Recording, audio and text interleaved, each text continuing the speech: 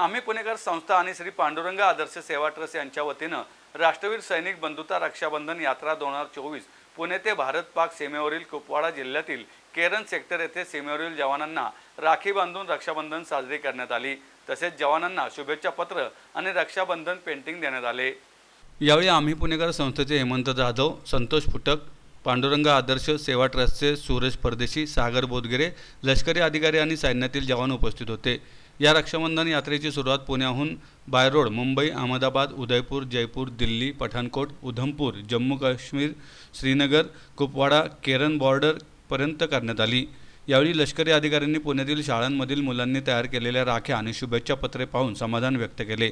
आम्ही घरापासून दूर आहोत असे आम्हाला वाटत नाही। आलेल्या राख्या पाहून आपलेपणाची भावना निर्माण झाली। आलेल्या दोन्ही संस्थेचे त्यांनी आभार मानले। हेमंत जाधव म्हणाले, तुम्ही देशाचे खरे हिरो आहात। तुमच्यामुळे आम्ही भारतात सुरक्षित आहोत। अशा रक्षाबंधन उत्सवासारखे अनेक उत्सव आनंदाने आम्ही तुमच्यासोबत साजरे करू शकतो। सूरज परदेशी म्हणाले, महाराष्ट्रातील सर्व भगिनींचे प्रेम आपल्यापर्यंत पोहोचवण्याचे भाग्य लाभले।